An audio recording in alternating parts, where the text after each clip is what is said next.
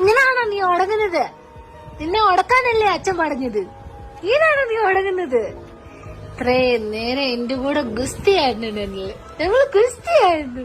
ഞങ്ങൾ കുത്തി മടിയുമായിരുന്നല്ലേ മുമ്പ്. അച്ഛ എന്ത്? അച്ഛ എന്ത്? ഞങ്ങളെ ഒട്ടൊക്കെ പോയി. ഞങ്ങളെ ഒട്ടൊക്കെ പോയി.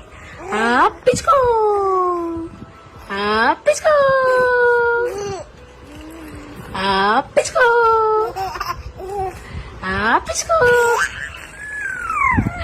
ആപ്പിച്ചോ